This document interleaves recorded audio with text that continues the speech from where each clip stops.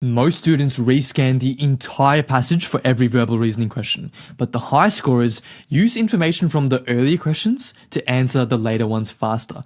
Or in other words, they're using the low pass first strategy. My name is Farhan, I'm a junior doctor and I've helped over 100 students get into medicine and dentistry across Australia. And in this video, you're going to learn how to identify low pass and high pass questions, how to deliberately skip those high pass questions so that you can use information from previous questions to answer all 4 questions in a passage faster. So when we get to low pass first strategy, the first thing you got to know is what's a pass? So I define a pass as going through the passage to search for a piece of information. So our goal is to minimize the number of times we have to do this for a set of 4 questions. It reduces the average amount of time you spend on the passage. It also increases your accuracy because you've got more context to answer the later questions. It'll make more sense when we go through the examples. Some questions are going to require more passes than others to answer the questions. For example, a question that requires few passes is, what year did Russia win their first Olympic medal? So for a question like that, you're looking for just a date. For average passes, an example would be, which of the following is not a benefit associated with reducing processed food intake? So you might have to go back and forth from the question to the passage maybe 2 or 3 times. And one that requires many passes is, a conclusion that can be drawn from the passage is that, or the author would most likely agree that. Now these ones require many passes because to answer this one with confidence, you either need to have a proper read of the entire passage, or you need to have scanned through the passage so many times that you have just a holistic understanding of what the passage is now talking about. So here are some examples of questions that might require few passes to go through. These are the ones that you want to do immediately. Here are some examples of average passes, and here are some examples of questions that might take you a lot of passes to be able to confidently give an answer for. So let's go through some questions together. Okay, just straight up, normally as we would, trying to apply your topic mapping, your scanning, whatever you'd like to do from the other videos. Let's go through them together. So pause the video now and have a go at this question. So you might have found that this question maybe took you a bit of time because its author would most likely agree with that question, and you need to see what the entire passage is about to come to the answer of B. The success of vertical farming depends partly on resolving these current economic and energy challenges. So the correct answer here is B. And if we combine everything we saw in paragraph 1 and 2 and 3, then it comes down to this answer. So let's have a look at question 2 now. A conclusion that can be drawn from the passage is that. Feel free to pause the video now and have a go. All right, so once again, you need to have read through more or less everything in order to have found that C is the right answer here. The viability of vertical farming involves the trade-offs because this is where they start talking about those trade-offs of environmental benefits and resource costs. So the answer here is C. Question 3. Pause the video here and have a go.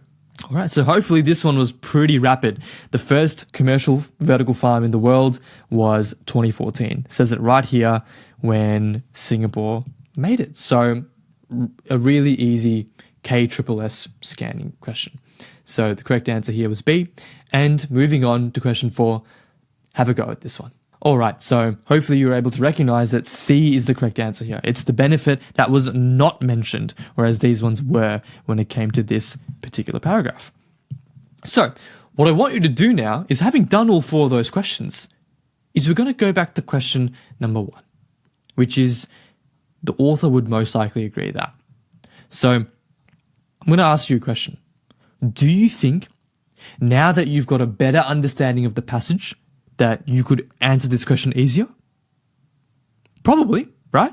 And I'm willing to bet that even if I didn't even show you the passage, and having gone through the previous 3 questions, that you would be able to answer this one probably even without looking back at this passage. So think about how much time you could save if we didn't have to do that big initial read through to answer question like the question 1 the way we did at the beginning.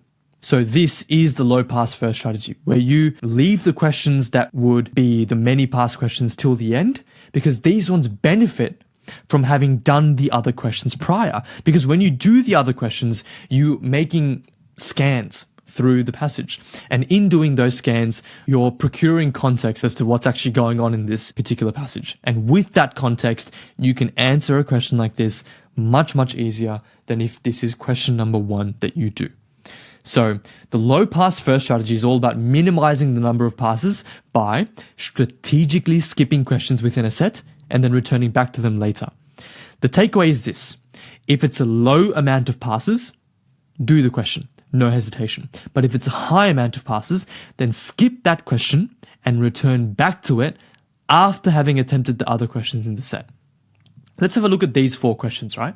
I want you to pause the video and mentally just ascribe how many passes that you think. Few, average, or many each question will be. Okay, so hopefully it looks something like this. Question 1 and 2 being many, and then question 3 being few, 4 being average. And what that means is instead of going about the questions 1, 2, 3, 4, we should really be going about it in this order: 3, 4, 1, 2. So this is time theory in a diagram. The normal approach where people go chronologically, even though it might not suit them, whereas people that understand this theory of low pass first strategy, they might go with question 3 and 4 first and then return back to 1 and 2. Or they might go with 2, then 4, and then 1, then 3. It doesn't matter. All they do is they go in the order of the passes required to answer the question. So this is how people save time in verbal reasoning.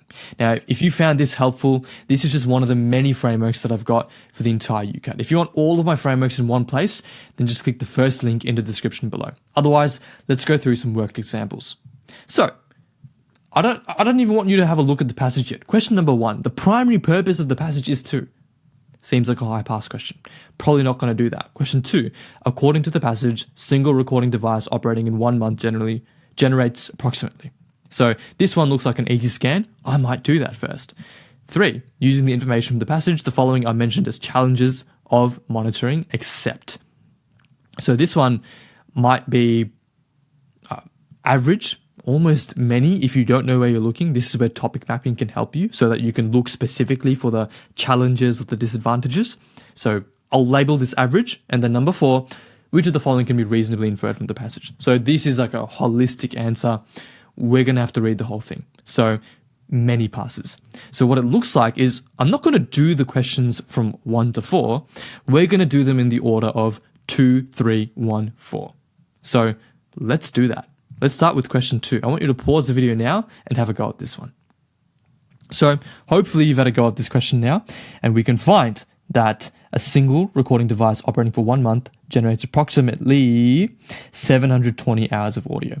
Now, once you find the number, you've got to read around it. Remember our KSSS method. So we'll read the entire sentence and then read the sentence afterwards. We see that nothing really changes and we're confident with our answer. Therefore, C is our answer. Question 3 was the next one we wanted to do. Using the information in the passage, the following you mentioned. So pause the video now and have a go. Alrighty, so hopefully you've had a chance to go through this question now and you've realized that the disadvantages or the challenges are more or less located here. Again, if you do a nice topic map, you realize that this is introduction, good stuff about it, not so good stuff about it, and then what's happening in the future. So you'd know that the answer to a question like this would likely lie in paragraph number 3. And the answer to this one is C, the cost. Whereas all the other ones are mentioned, the cost is not. Let's move on to question 1, the primary purpose of the passage. So feel free to pause the video now and have a go. Okay, so hopefully we were able to go through this and come to the answer of B in this case. Because when you're reading through the passages like we did for question 2 and 3 that we just did, hopefully you've realized that this is almost more of an objective view of what bioacoustic monitoring is. It's just explaining what it is to you. And so an answer like B, describe bioacoustic monitoring and examine both its applications and limitations, seems quite nice because you know that's exactly what it's doing over here, and especially over here when it speaks about the limitations. So do you see how answering question 2 and 3 first helped us with question 1? Let's move on to question 4 to tie it home.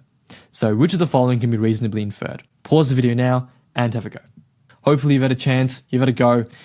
The answer to this one is B.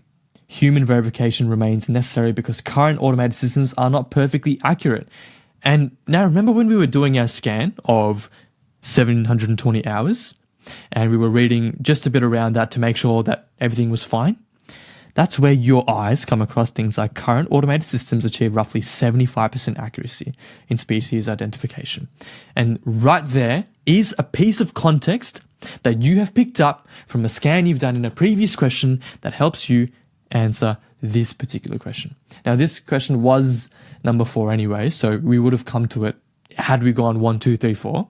But imagine this was question 1.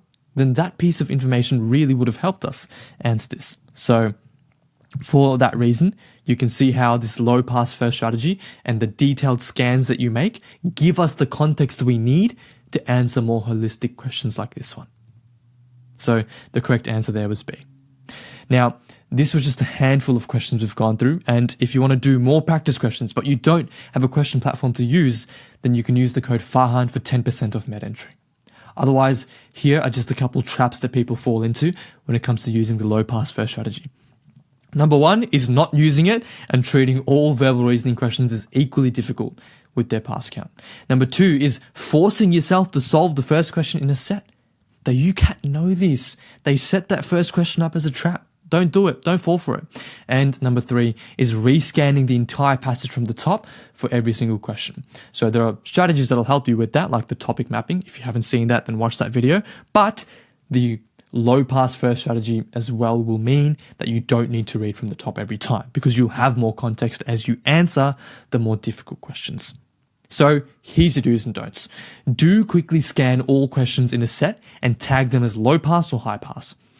Do answer the low pass questions first to build detailed passes through the passage, build that context. And do deliberately leave high pass questions for last in that set. Don't assume you must answer UCAT questions in the order they appear. Don't spend your first minute on a broad, high-pass conclusion question because, by the way, you'll find that those broad, high-pass questions, when you're making, just like a little bit of a read through what the passage is, you don't make as detailed of a pass as you need to answer some of those more niche questions that might require you to scan for a particular thing. So while the low-pass questions help you answer the high-pass ones, the high-pass ones don't necessarily help you answer the low ones, unless you're spending like a bucket load of time on this high pass question, where you have to like read the entire passage top to bottom, in which case you're just wasting time. Anyways, the last one is don't overthink the amount of passes a question has. This should be instinctual. I don't want you to sitting there counting the number of passes you think it's going to take. Just trust your gut. So here's your next step. For the next 5 verbal reasoning reading comprehension passages, I want you to deliberately use the low pass first strategy and see how your timing changes as a result.